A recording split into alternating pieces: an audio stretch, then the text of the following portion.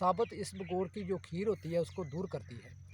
साबुत इसबगोल उधर जाके म्यूकस मेम्ब्रेन को पूरा करती है। म्यूकस जो अगर पूरा होगा तो फिर अस्सलाम वालेकुम, मेरा नाम हकीम मोहम्मद यासीन है और आप देख रहे हैं सोया हर्बल चैनल। मेरी इस वीडियो में आप कॉन्स्टिपेशन कब्ज़ के मुतल्लिक जानेंगे। कॉन्स्टिपेशन की शिकायत क्यों होती है, इसके क्या असबाब होते हैं।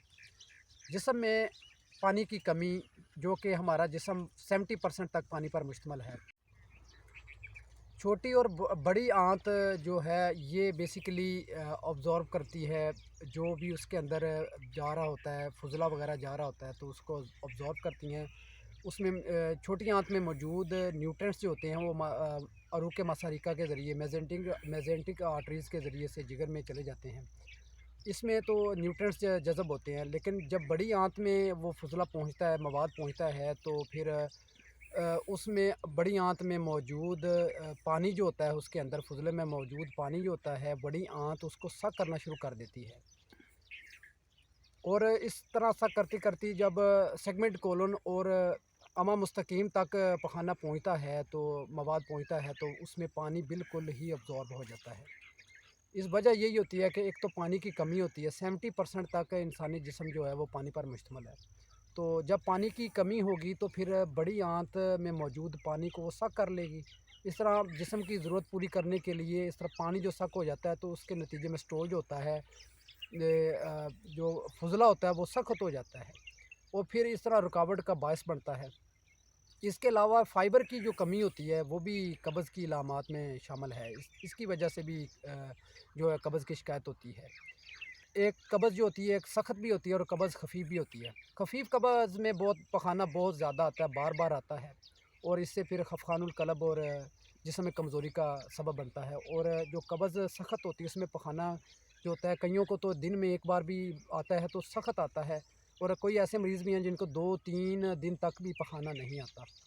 और इस तरह जो बड़ी आंत जो होती है उसमें मौजूद म्यूकस मेम्ब्रेन की कमी हो जाती है। म्यूकस मेम्ब्रेन जो चिकनाहट होती है, वो जो रिंग होते हैं उसमें मौजूद इंटरनल जो उसकी जो अनाटमी होती है उसमें मौजूद जो रिंग होते हैं और वो वीक हो जाते हैं। उसके जो मसल होते हैं वो इतनी ताकत में नहीं होते कि आगे उसको धकेल सके, उस सख्त फुजले को आगे की तरफ धकेल सके। पीना गर्म खुश्क चीज़ों का ज़्यादा इस्तेमाल जो होता है वो कब्ज़ का सबब बनता है। क्यों?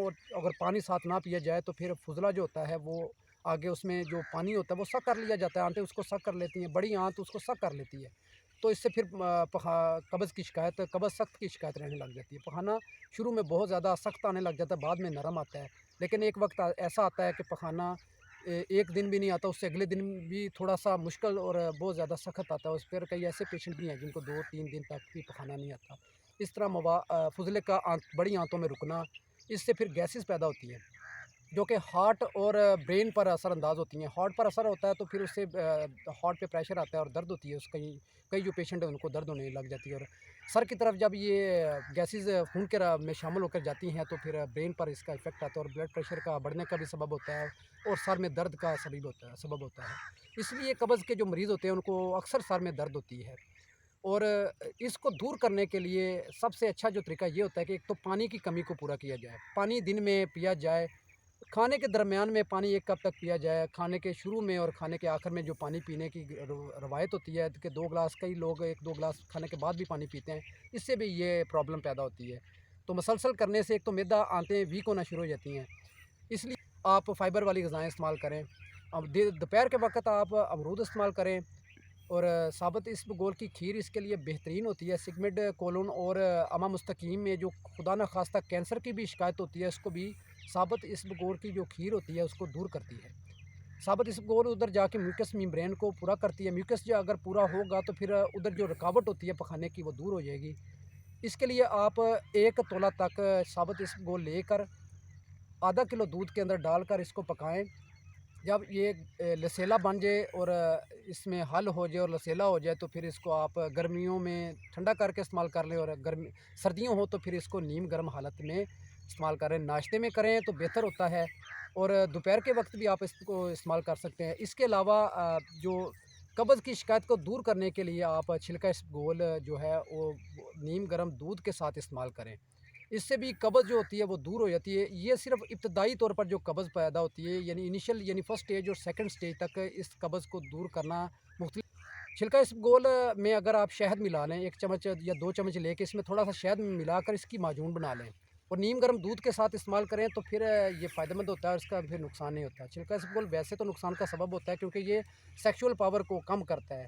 इसको दूर करने के लिए इसमें आप शहद का इस्तेमाल करें। इसके अलावा आप गुलकंद का इस्तेमाल करें। ये 40 से 50 ग्राम तक गुलकंद लें, गुलकंद अच्छी लें, जो अगर खुद तैयार कर लें तो बहुत बेहतर है। उसको आधा किलो दूध के अंदर पकाएँ और इसमें आधा चम्मच रोगन बादाम जो है वो ख़ालिस लेकर इसमें आप शामिल कर लें, वो इस्तेमाल करें तो सख्त से सख्त जो कब्ज़ होती है वो दूर हो जाती है। इसके अलावा अलसी के बीज होते हैं, वो भी कब्ज़ को दूर करने के लिए बहुत मुफ़ीद होते हैं। फिर ये कब्ज़ की जो इनिशियल जो स्टेजेज़ होती हैं उसको दूर करता है, तो कब्ज़ जो होती है वो दूर हो जाती है। गर्मी के जो मरीज़ होते हैं जिनको ख़फ़ीफ़ कब्ज़ होती है यानी कि पखाना बार-बार आ रहा होता है, उनके लिए जो दही के अंदर डालकर छिलका इसबगोल और उसमें 1 या 2 केले काट कर उसके अंदर डालकर वो अगर इस्तेमाल करें, तो कब्ज़ जो ख़फ़ीफ़ होती है, बार-बार जो पखाना टूट-टूट कर आ रहा होता है और तंगी का और जिस्म में कमज़ोरी का सबब होता है, वो दूर हो जाता है। खाने के बाद 1 छोटा चम्मच सोडा बाइकार्बोनेट यानी मीठा सोडा का कभी-कभार इस्तेमाल कर लें। इसका मसलसल इस्तेमाल नहीं करना, कभी-कभार इसके इस्तेमाल करने से भी कब्ज़ की शिकायत दूर हो जाती है।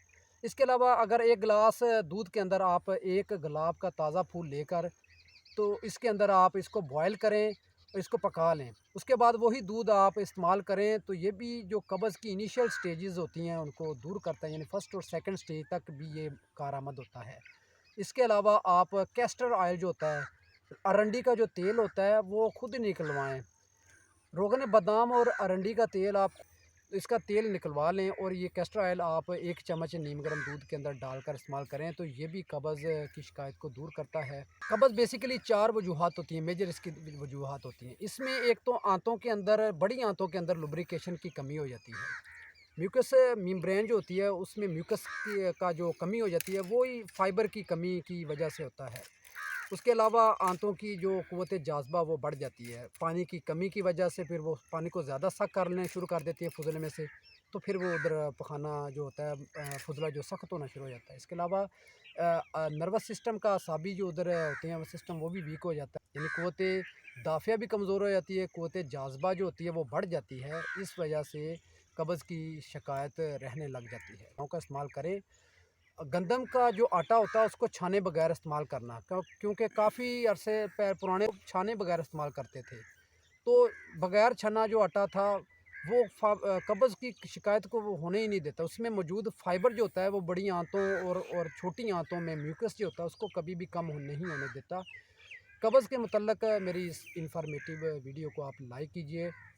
मेरे इस चैनल को सब्सक्राइब कीजिए, बेल आइकन को भी दबा दीजिए ताकि मैं आपके लिए ऐसी ही मज़ीद इन्फॉर्मेटिव वीडियो लाता रहूँ। शुक्रिया।